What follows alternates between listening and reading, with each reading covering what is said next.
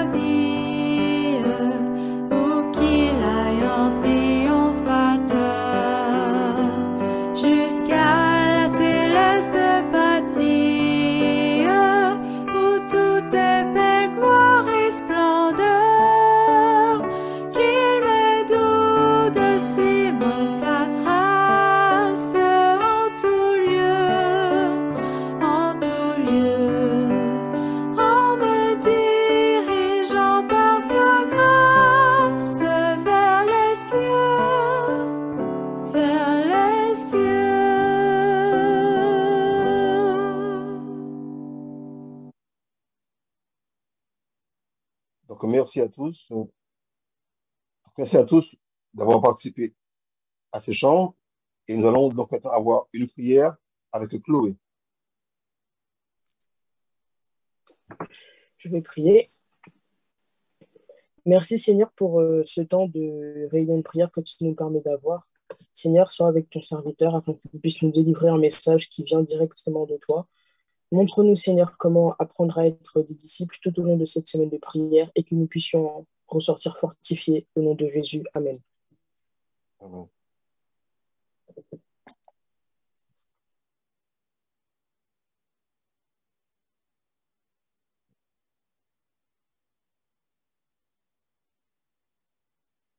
Donc, nous avons maintenant le moment avec le Emmanuel. D'accord. Bonjour à tous, bonjour les enfants. Alors, nous voici ensemble pour un moment de partage. Je ne vous vois pas, mais je suis sûre que vous me voyez. Alors, ce moment de partage est bien sûr à travers la Bible. Alors, vous m'écoutez, vous me regardez et on passe un petit moment ensemble. Alors, on va suivre chaque soir une fille de votre âge qui s'appelle donc Sarah. Alors, Sarah, elle est en train de lire la Bible. Elle lit la Bible, elle est dans Matthieu, et Matthieu, pour les plus grands, c'est le premier livre du Nouveau Testament. Et alors, elle voit des versets où elle lit que Jésus voudrait que ses apôtres deviennent donc des disciples, même tous ses amis, il n'y a pas que les apôtres, mais faire des disciples. Et puis alors, elle tombe sur un verset qui dit que Jésus leur dit « Je vais faire de vous des pêcheurs d'hommes. » Des pêcheurs d'hommes. Alors Sarah a réfléchi, mais elle dit « Comment ça, des pêcheurs d'hommes? Mais qu'est-ce que ça veut dire ?» Pêcher, les pêcheurs au bord de la rivière, hein, ils sont avec leur canne à pêche, mais est-ce qu'ils pêchent des hommes? Alors vous voyez, hein, une canne à pêche, on peut prendre un morceau de bois, on met du fil, on met un petit peu de nourriture en bas, et puis alors on laisse dans l'eau, et puis quand on voit que ça bouge, hop, et bien on fait monter, et puis alors là, ça serait des hommes. Ah non, il y a quand même quelque chose de bizarre, hein, quand même. On ne pêche pas des hommes, on pêche du poisson. Alors, qu'est-ce que ça veut dire? Alors, elle va voir sa maman qui est dans le salon en train de lire. Elle dit, écoute, maman, là, j'ai un problème. Je ne comprends pas ce que Jésus veut nous enseigner. Il dit qu'il veut faire de nous des pêcheurs d'hommes. Mais on ne pêche pas des hommes. Alors, la maman lui dit, écoute, Sarah, tu sais, Jésus, il utilisait des choses que l'on faisait dans la journée. Ben voilà, et parfois, il y a des hommes qui vont à la pêche. Il y a des mamans qui mettent le levain dans la pâte qui fait gonfler la pâte. Alors, il utilisait des choses pour nous donner un enseignement. Ah bon? Et alors, quel est l'enseignement de pêcheur d'hommes? Et papa, qui était à l'ordinateur en train d'écrire, écoutait en même temps ce que disait Sarah. Et il se tourne vers elle et il lui dit, est-ce que tu penses que ton papa est un disciple? Un disciple? Mais d'abord, qu'est-ce que ça veut dire un disciple, hein? Alors papa, il dit, est-ce que tu penses que je suis un papa sympa? Oh oui, papa, t'es un papa sympa, hein, parce que le voisin, eh bien, quand il y a eu la tempête, hein, les tuiles sont tombées, lui, il est tombé, il s'est cassé le bras, toi, t'es monté sur la toiture. Moi, j'avais peur, hein, et j'ai prié Jésus qu'il prenne soin de toi, hein. Eh bien, il a remis les tuiles, eh bien, oui, tu l'as aidé, puis il y a une fois, il y a une mamie qui est tombée gravement malade, eh bien, t'as été tendre sa pelouse, même si t'étais fatigué. Oh, papa, dans le village, tu sais, tout le monde te connaît, on sait que tu rends service. Et puis, à chaque fois que tu rends service, avec maman, on fait des gâteaux, on apporte aux personnes. Et puis, alors quoi? Il faut un grand sourire. On met du soleil dans leur cœur. Et bien, maman dit, tu vois, c'est ça, un disciple. C'est ça. C'est faire le bien autour de soi. Oh. Et toi, tu sais, ma petite Sarah, tu es aussi un disciple. Moi, un disciple, une petite fille. Moi, je ne peux pas être un disciple. Mais si, rappelle-toi, regarde l'autre jour, tu m'as dit si tu pouvais inviter Max. Max, il a des difficultés en maths. Toi, en orthographe, t'es pas très forte, hein, mais alors en maths, alors là, t'exploses, hein. Alors, tu as invité Max et puis tu lui as appris eh bien, certaines choses en maths et il est devenu meilleur. Et puis, la semaine dernière, tu nous as dit qu'une de tes petites filles, une petite fille de la classe, tu ne connaissais pas trop, mais elle était à l'hôpital, elle avait été opérée. Qu'est-ce que tu nous as demandé? Tu nous as demandé d'aller la voir pour lui apporter les devoirs. Eh bien, tu vois, même si ce n'était pas ta meilleure amie, tu as le souci de te dire, quand elle va revenir, il ne faut pas qu'elle soit trop en retard. Alors, on lui apporte ses devoirs. Tu vois? Alors, comme je fais le bien, je suis aussi un disciple. Mais oui, tu vois, rappelle-toi, Annie, cette petite fille qui pleurait, qui était triste. Oh là là, oui, je me rappelle. Annie, elle était dans une autre classe, mais à la cour, elle pleurait, elle était triste. J'ai été la voir et elle m'a dit, je sais qu'avec toi, on peut avoir confiance. Et ben, tu sais, je suis triste parce que mon papa, il a perdu son travail. Et alors, à la maison, eh ben, des fois, il se met souvent en colère. Et alors, il nous crie après. Et alors, maman, elle pleure. Oh, alors, qu'est-ce que tu lui as dit? Eh bien, je lui ai dit que j'avais un ami extraordinaire, et bien que j'allais prier pour son papa. Je suis rentrée à la maison, je vous ai expliqué le problème, on a prié avec des amis, et alors parmi ces amis, eh bien, dans l'entreprise où était un papa, on cherchait quelqu'un, et comme ça, eh bien, son papa, il a pu trouver du travail. Et alors, dit maman, eh bien, maintenant, eh bien, oui, elle s'appelle, eh bien, elle devient mon amie. Eh bien, tu sais quoi? Eh bien, comme il va y avoir la fête à l'église, j'ai demandé à son papa et à sa maman si elle pouvait venir. Eh bien, tu sais quoi? Eh bien, elle va pouvoir venir. Ah, je suis contente parce qu'elle me demande de lui parler de mon ami Jésus.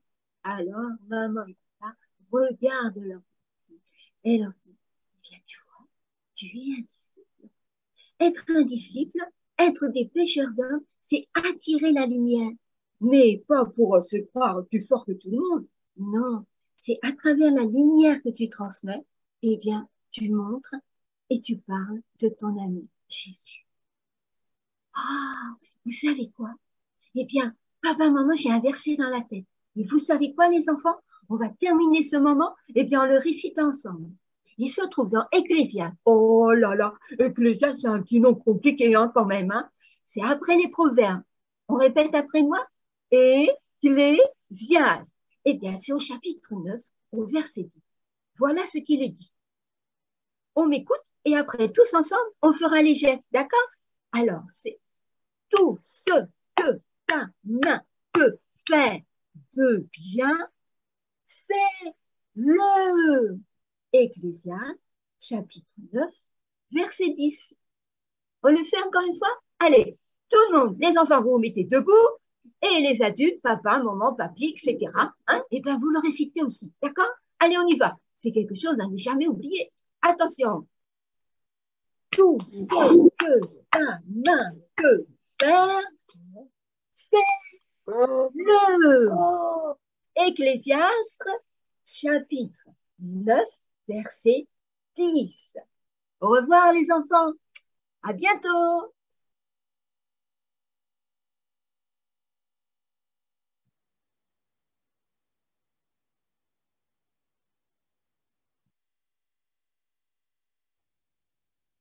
Donc, la parole est à Samuel pour la méditation de ce soir. À Samuel le Gibert.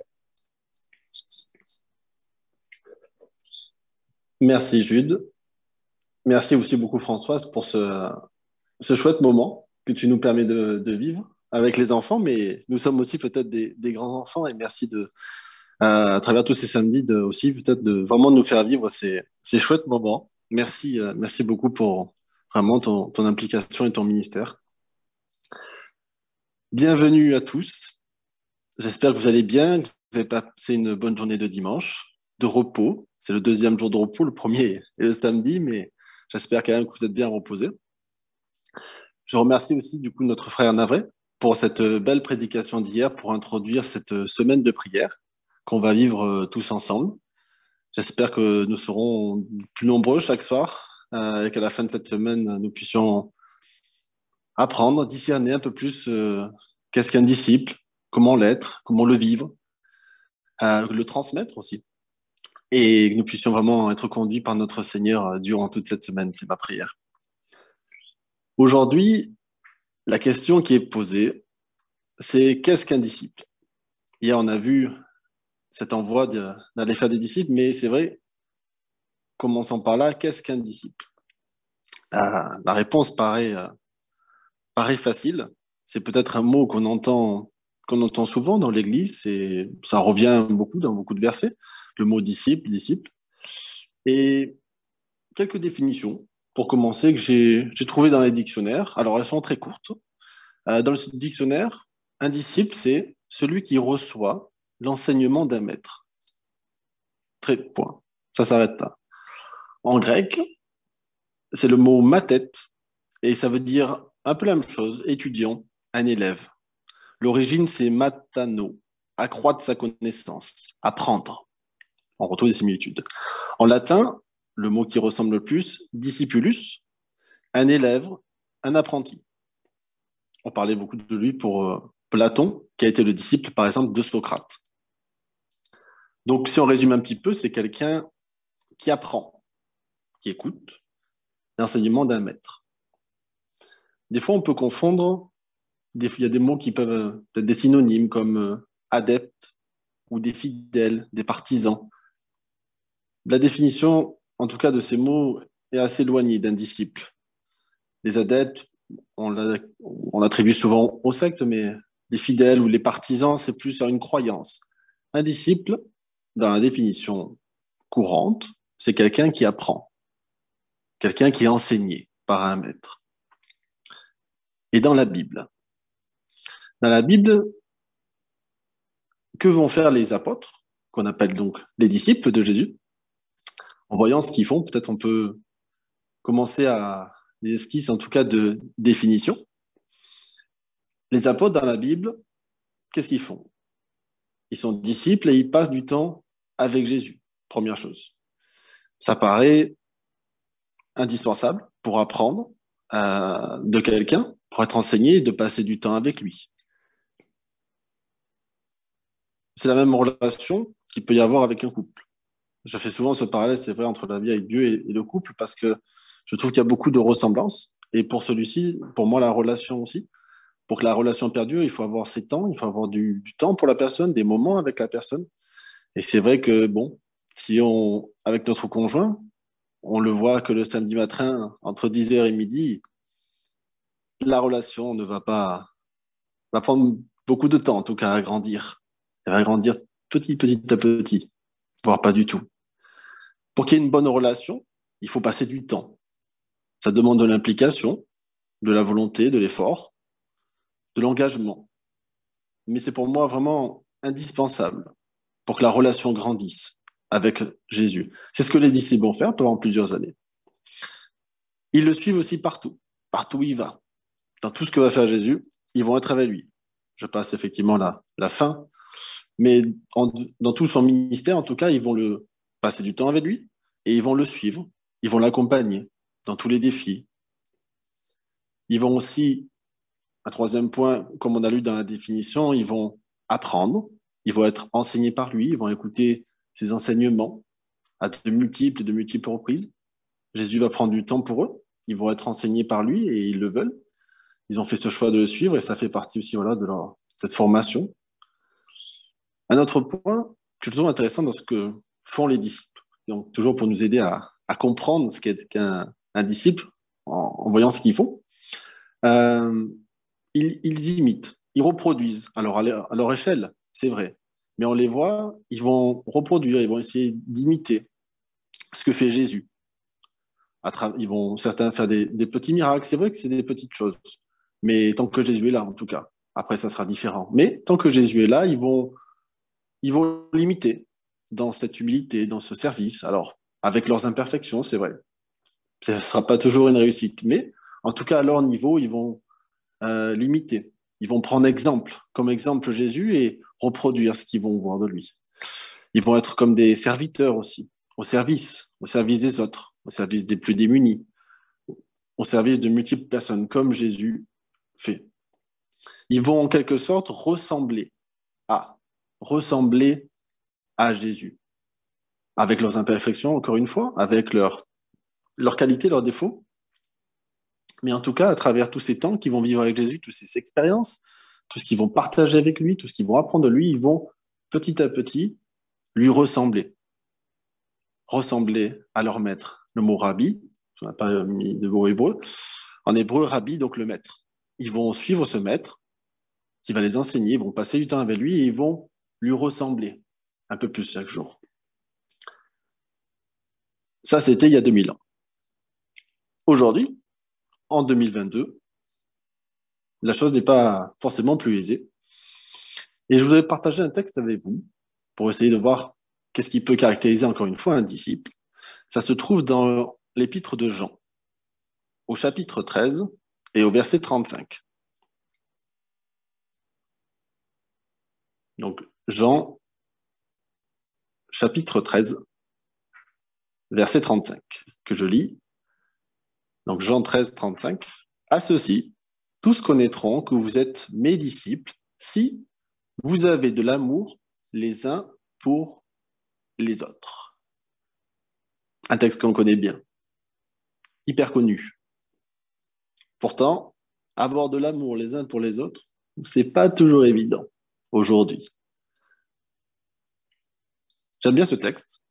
C'est vrai que bon, c'est pas peut-être c'est une des définitions peut-être d'un disciple, mais en tout cas, c'est peut-être une des choses principales que quand Jésus va dire ça, qui peut caractériser, qui peut démarquer les autres personnes d'un disciple de Jésus.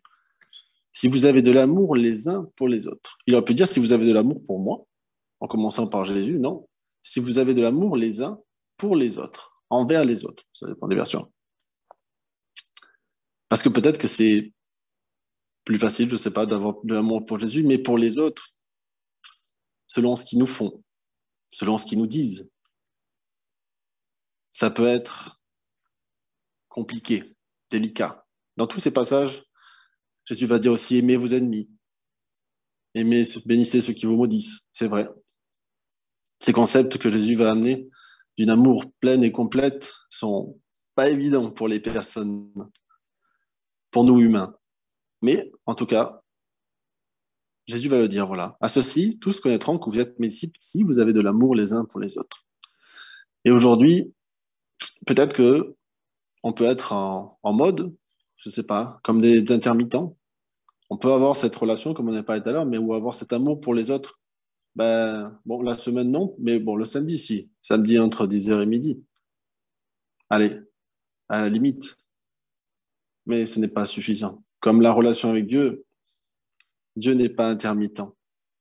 Dieu est plein, total et authentique. Et je veux croire que c'est vraiment ce qu'il veut aussi pour nous. Qu'on soit plein, authentique envers lui et envers les autres. En l'aimant, cet amour effectivement déborde sur les autres. Mais aimer Dieu, ça demande aussi aimer Jésus, ça demande de la foi. Et on va lire le texte donc, qui est prévu pour cette journée de la conférence générale. Ça se trouve dans l'épître de Marc, au chapitre 8, versets 22 à 25, que je vous invite à prendre. Marc 8, 22 à 25, que je vais lire. Donc Marc 8, 22 à 25. Ils se rendirent à Bethsaïda, et on amena vers Jésus un aveugle, qu'on le pria de toucher. Il prit l'aveugle par la main, et le conduisit hors du village. Puis, il lui mit de la salive sur les yeux, lui imposa les mains, et lui demanda s'il voyait quelque chose. Il regarda et dit, « J'aperçois des hommes, mais j'en vois comme des arbres qui marchent. » Jésus lui mit de nouveau les mains sur les yeux. Et, quand l'aveugle regarda fixement, il fut guéri et vit tout distinctement. Alors Jésus le renvoya dans sa maison en disant, « N'entre pas au village. » Une histoire bien connue. Une histoire bien connue de la Bible, ce miracle, cette guérison que Jésus va faire pour cet aveugle. Qu'est-ce qu'on remarque? Dans le texte, c'est intéressant, l'aveugle, effectivement, par lui-même, a très peu de chance, en tout cas, d'aller vers Jésus directement. Donc, ça va être, on l'amena, donc je suppose peut-être des amis, en tout cas des connaissances ou des personnes, en tout cas, qui sont à côté de lui, qui vont lui qui vont l'amener vers Jésus. Tout à l'heure, on parlait un peu de foi. Ces gens devaient avoir certainement la foi. S'ils ont pris le temps d'amener cet aveugle vers Jésus, c'est qu'ils étaient certains que Jésus pouvait faire quelque chose pour lui. Sinon, il n'aurait pas pris cette peine. L'aveugle, on ne sait pas, à ce moment-là, s'il a la foi. S'il souhaite être guéri, il ne parle pas. Il va parler qu'à un seul moment. L'aveugle ne dit rien, simplement, il est conduit, comme le paralytique, comme d'autres personnes vont être conduits vers Jésus. Mais ce qui est intéressant, au verset 23, cette petite phrase, « Il prit l'aveugle par la main ». J'aime beaucoup cette phrase. Elle est, bon, on peut la lire rapidement. On s'attarde peut-être sur d'autres éléments dans ce texte, mais je trouve que il prit l'aveugle par la main. Effectivement, je veux croire, oui, quand on est aveugle, on a des sens, en tout cas, qui sont décuplés, augmentés, parce qu'on perd en perdant la vue. Mais la main, le toucher, en tout cas le contact, je pense va être quelque chose de vital, de vraiment très important pour cette personne, pour cet aveugle à ce moment-là. Jésus le prend par la main et je veux croire vraiment que ça va donner de la confiance à cette personne. Ça le rassure. Étant aveugle, il ne sait pas où se diriger. En le prenant par la main, Jésus lui montre une direction. Et il le sort hors du village. Peut-être qu'il devait y avoir beaucoup de monde, beaucoup de personnes, ou d'obstacles, je ne sais pas. En tout cas, il le fait cheminer à travers tout ça et l'amène hors du village. Il le prend par la main en lui témoignant du coup cette confiance, cet amour. Il prend la personne là où elle est aveugle, elle est dans ce village. On ne sait pas ce qu'elle a fait avant, ce qu'elle a commis, si elle a vu, parce qu'après, bon, on peut peut-être discerner qu'elle a vu. Elle dit après la personne, j'aperçois les hommes avant d'être totalement guérie, donc peut-être que c'est une personne qui a vu, qui après est devenue aveugle. Le fait est que pour Jésus, ce n'est pas ça le plus important. Pour Jésus, le plus important, c'est que cette personne a besoin de lui et vient pour être auprès de lui, vient pour être guéri. Et c'est ça, je trouve ça magnifique que Jésus ne va pas ni lui faire de sermon, ni de jugement, ne va pas lui demander pourquoi tu es là, qu'est-ce que tu attends. Non, il prend simplement la personne par la main, il l'amène avec lui. Il lui témoigne sa confiance et son amour à travers ce geste. Et bien sûr, par la suite, en lui imposant les mains avec de la salive et en le guérissant. Pour un aveugle et pour d'autres personnes qui étaient malades, effectivement, exister socialement était impossible. Du fait de leur maladie ou de leur handicap, ils étaient catégorisés comme maudits, ou en tout cas mis à part. Jésus, à travers cet acte, va le rétablir socialement, va lui redonner vie quelque part, un espoir, de l'amour. Après, une fois qu'il lui impose et qu'il lui met la salive sur les yeux, l'homme aperçoit, il dit, j'aperçois les hommes, mais j'en vois comme des arbres. Donc on peut discerner que peut-être avant il avait vu. En tout cas, sa foi augmente un petit peu parce qu'il se dit, il commence à voir. Et c'est sûrement un des rares miracles où Jésus va se reprendre à 2 fois. On aurait pu dire, une seule fois suffit, Jésus peut faire toute chose. Mais il va y avoir ces 2 fois. Encore, l'aveugle ne demande pas, mais s'implique en tout cas, est présent totalement. Jésus donc va s'y reprendre, en tout cas va faire un nouveau geste sur ses yeux et il va le guérir. Il prend un homme qui avait peu de foi, sûrement, peu de foi en Dieu, se sachant ou pensant être maudit peut-être, mis à part. À travers peut-être que ça a duré, je ne sais pas, 5, 10 minutes, le temps de le faire traverser le village. En tout cas, à travers ce petit temps, Jésus va prendre un homme qui a peu de foi, qui est malade, qui est souffrant, qui est au plus mal. Et à travers ce petit processus, juste en le faisant sortir, en le prenant par la main, si, ça c'est vital. À travers ce petit processus, ce développement, il va lui faire prendre confiance en lui et en sa foi. Jésus va restaurer sa vie à travers cet acte, qui paraît banal, mais le fait de lui donner sa confiance et son amour à travers ce geste. Avec peu de foi, Si on accepte que Dieu nous conduise en nous prenant par la main, alors oui, je pense qu'on peut vivre une vie pleine avec lui.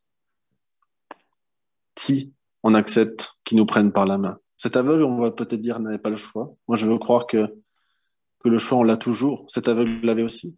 Mais il était là pour être guéri. Après, il a accepté d'aller jusqu'au bout, il a accepté de se laisser conduire par Jésus. Et cette acceptation, cette foi en quelqu'un qui, alors lui, pourtant, nous on pourrait dire, on croit en quelqu'un qu'on ne voit pas, lui, il ne le voyait vraiment pas. Pourtant, il était devant lui. Mais il a cru. Il a accepté en tout cas de suivre Jésus, là où il l'a mené. Il ne savait pas du tout.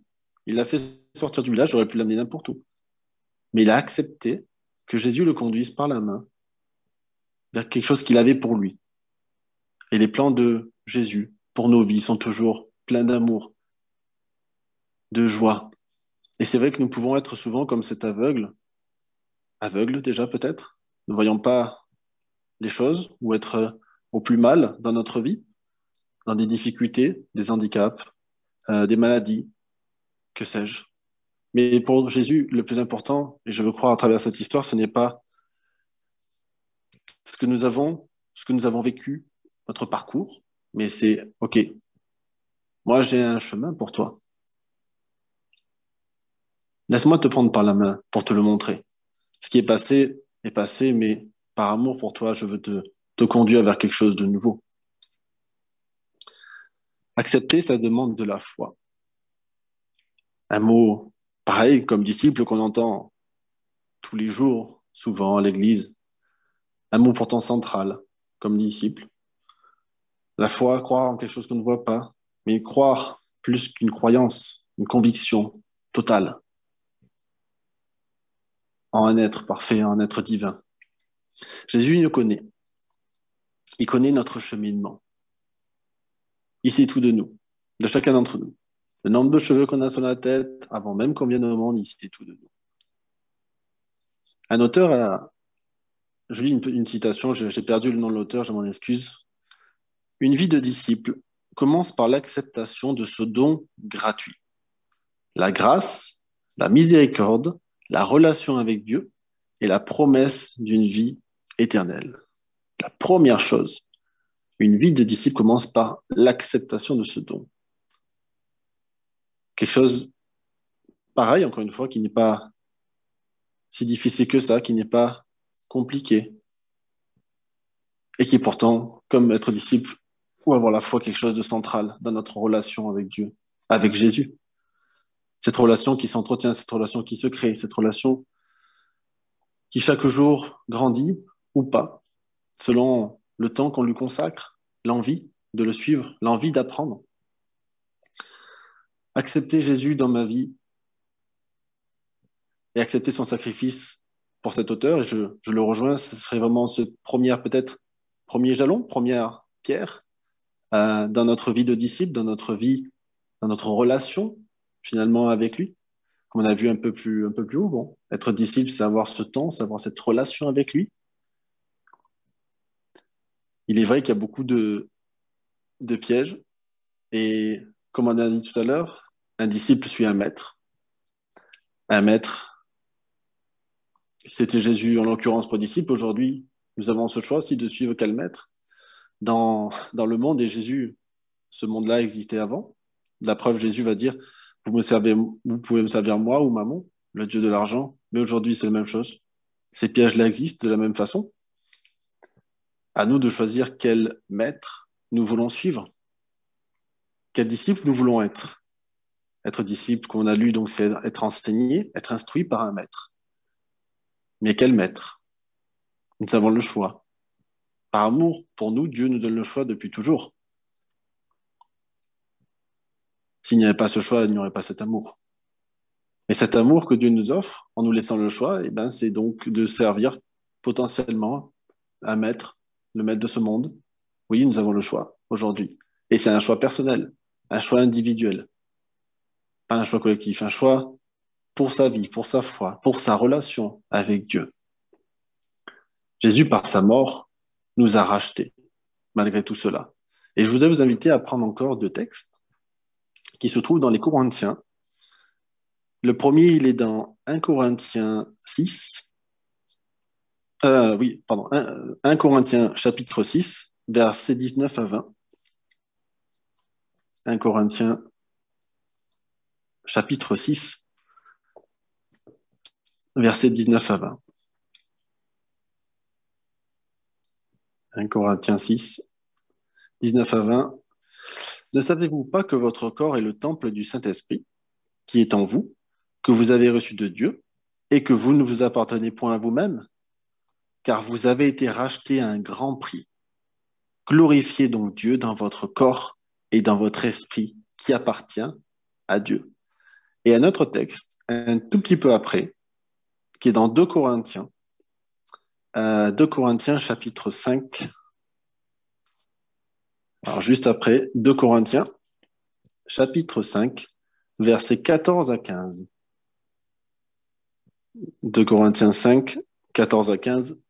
Qu'à l'amour de Christ nous presse, parce que nous estimons que si un seul est mort pour nous tous, tous donc seront morts, et qu'il est mort pour nous tous, afin que ceux qui vivent ne vivent plus pour eux-mêmes, mais pour celui qui est mort et ressuscité pour eux. Mourir en soi et vivre pour lui qui nous a rachetés et qui nous aime tellement. Être disciple aussi pour faire des disciples, ça paraît logique. Mais comment faire des disciples? Comment partager quelque chose qu'on ne vit pas? C'est incohérent. C'est incohérent envers nous-mêmes, envers Dieu, et même envers les autres. Ce que nous avons vécu, c'est personnel, c'est individuel. Mais comment partager quelque chose qu'on ne vit pas, qu'on ne veut ou qu'on vit très peu? Comme ça a été dit dans l'illustration aussi, cette lumière, on a reçu, nous sommes, et je suis convaincu, nous sommes des disciples de Jésus, nous sommes enseignés par lui, nous voulons lui ressembler, mais comment partager cela? Comment faire des disciples si nous-mêmes, nous n'avons pas fait ce choix de le suivre, comme les disciples l'ont fait? Ils l'ont suivi et à leur tour, ils ont fait des disciples.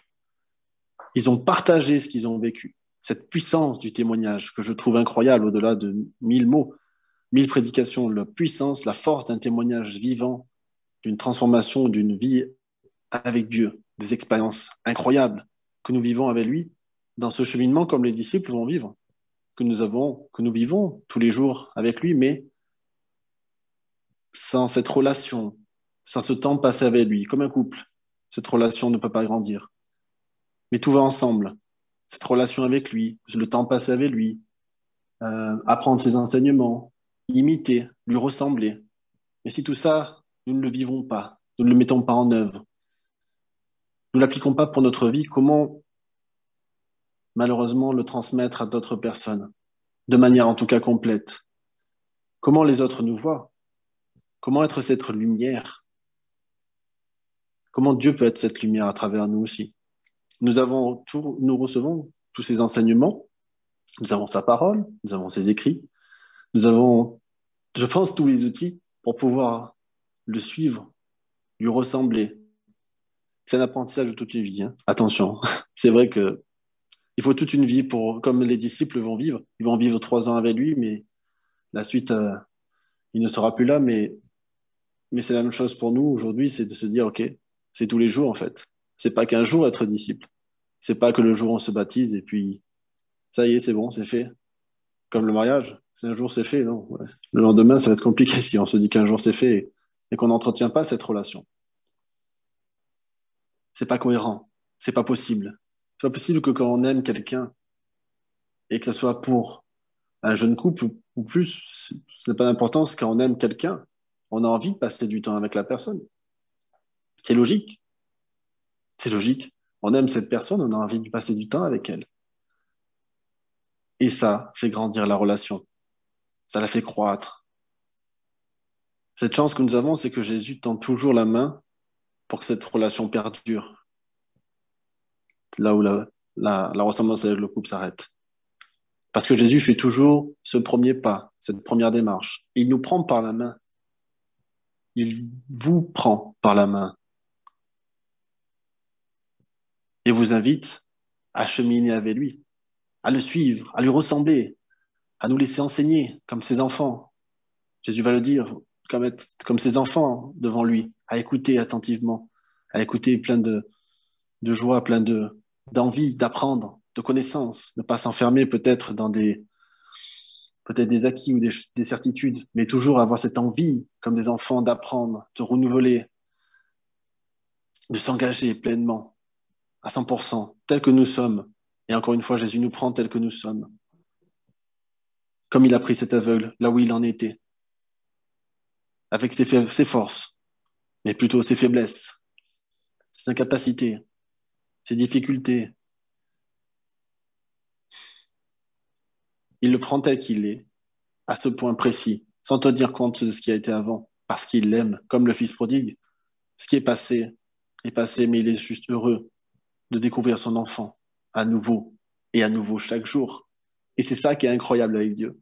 C'est ça, cet amour incroyable qu'il a pour nous, de nous aimer et de nous prendre par la main. Je ne sais pas, je pense que oui, vous l'avez tous expérimenté, quand quelqu'un nous prend par la main, avec ce contact, ça peut être rassurant, ça peut être apaisant, une certitude. Et je veux croire qu'aujourd'hui, c'est cette invitation aussi qu'il a pour nous. Lui ressembler, le suivre, nous laisser enseigner. Cet apprentissage de toute une vie qui commence à un moment donné. Ce choix. Mais ce choix aussi qui se renouvelle chaque jour. Cette vie de disciple, chaque jour. Lui ressembler. Le suivre. Comme quand Jésus va dire, qu'on l'a vu hier, suis-moi. Ces appels sont lancés encore aujourd'hui, à nous tous. Peu importe où nous en sommes, peu importe ce que nous avons vécu, peu importe ce que nous avons fait, commis, comme erreur, comme faute, grave ou pas grave, même les pires. Jésus nous aime parce qu'il nous a créés. Et il a envie de passer cette vie avec nous et la vie d'après aussi. Et de faire grandir cette relation avec lui et comment se dire, j'irai au ciel avec quelqu'un que je ne connais pas. Passer toute une éternité avec quelqu'un que je ne connais pas. C'est pas très cohérent. C'est pas très cohérent. Et je veux vraiment croire que Dieu nous invite à être cohérent parce que dans cette cohérence avec lui, on l'est avec les autres. Et c'est aussi notre mission, ce qui a été encore tellement bien dit hier par Samuel, que c'est ce que Jésus va dire à la fin, avant de partir, d'aller faire des disciples. Donc c'est pour nous, oui, dans cette relation avec Dieu, mais c'est surtout pour les autres, parce que ce qu'on a découvert, enfin, découvert, ce qu'on a vécu, c'est tellement incroyable. Comment le garder pour nous, sans aller le partager aux autres? Et c'est ma prière vraiment que Jésus nous prenne par la main, que nous nous laissions conduire par lui, tel que nous sommes, parce qu'il nous aime tel que nous sommes. C'est ma prière. Amen. Nous remercions vraiment Samuel pour ce moment de méditation. Il nous rappelle donc notamment que notre relation avec notre maître, et elle va dépendre donc du temps d'échange que nous avons avec lui, donc par l'étude de la parole, également par la prière. Et donc avant que nous passions un moment de la prière, donc nous allons donc chanter ensemble le chant au Saint-Esprit.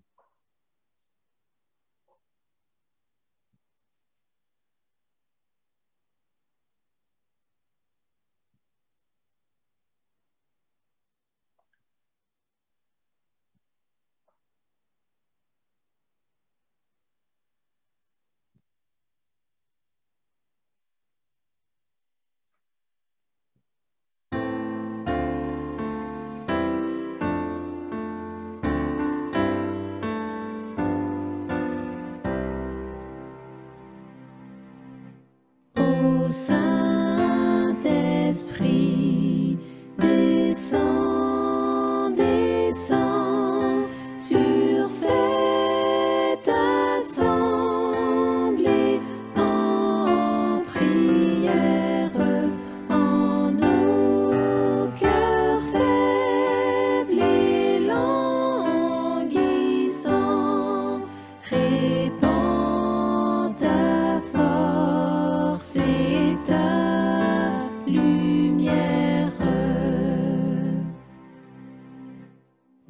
Saint-Esprit,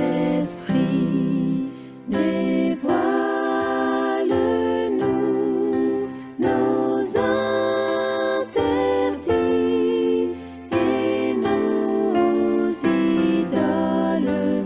Esprit du Dieu saint et jaloux, consume nos désirs frivoles. Ô Saint-Esprit, à ta clarté, nous voulons tous marcher sans crainte sur un chemin de sainteté. Conduis-nous vers la cité sainte. Ô Saint-Esprit, rends-nous vainqueurs dans nos combats, dans nos détresses, et pour armer nos faibles cœurs, versant-ne toutes tes richesses.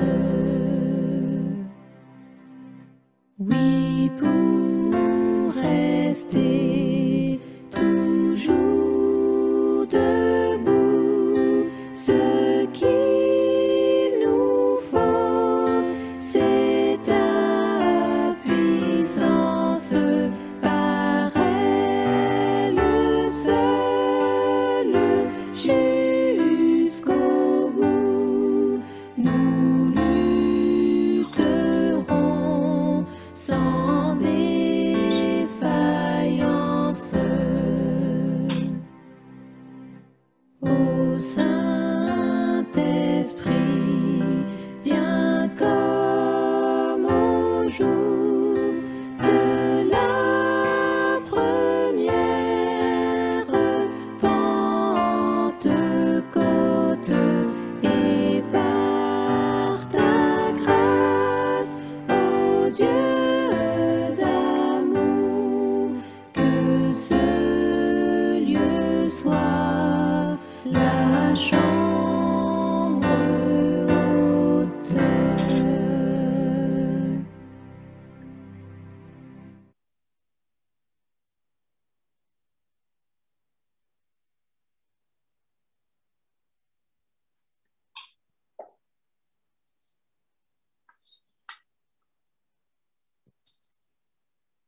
Alors, avant de vivre le moment de prière, un petit résumé que j'ai écrit par rapport à ce qu'on a vu ensemble.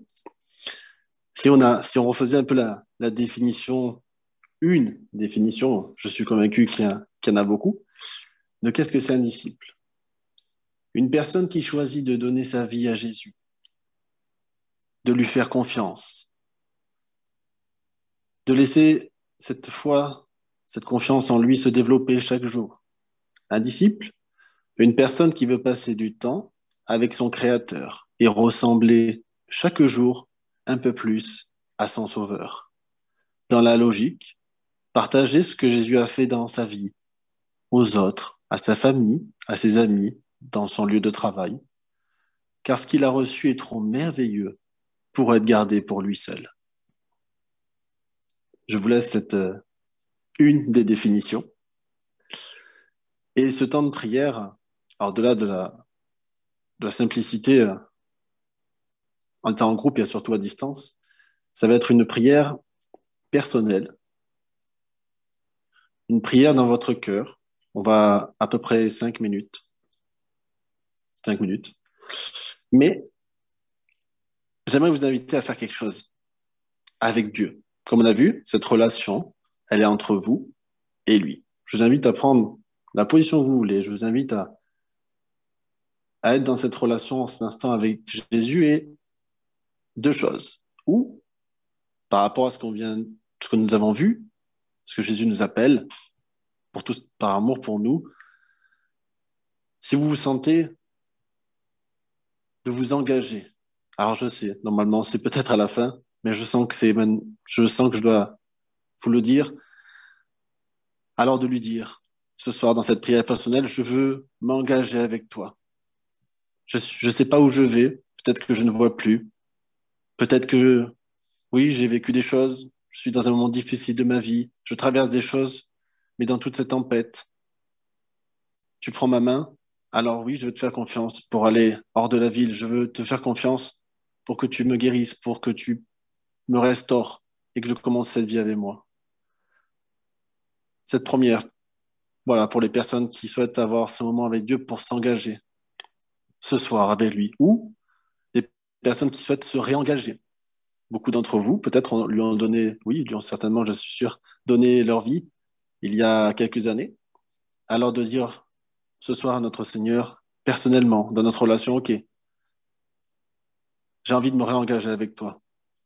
J'ai envie d'être ton disciple, pleinement, totalement, pas à moitié, pas intermittent, pleinement, comme toi tu m'aimes pleinement.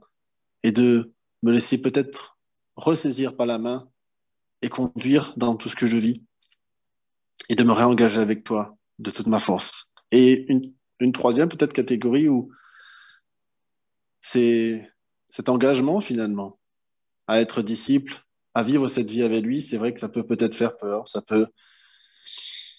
on peut avoir des doutes, on ne sait pas, comme cet aveugle avait sûrement des doutes, mais si c'est effectivement peut-être trop tôt pour vous dire, bon, être disciple, oui, mais je suis en cheminement pour le devenir, alors que votre prière personnelle avec notre Seigneur soit plutôt alors que qui vous accompagne, toujours en vous prenant par la main, mais alors qui vous aide dans votre prière, que vous puissiez peut-être lui présenter vos hésitations, vos doutes, ces blocages peut-être qui vous empêchent d'être pleinement engagé, en tout cas pleinement avec lui, que vous puissiez lui présenter ça aussi, qui vous accompagne et vous aide dans ce cheminement. Il est vrai vraiment que cet appel se fait plutôt à la fin, mais j'ai le sentiment que c'est qu'être un disciple, c'est maintenant.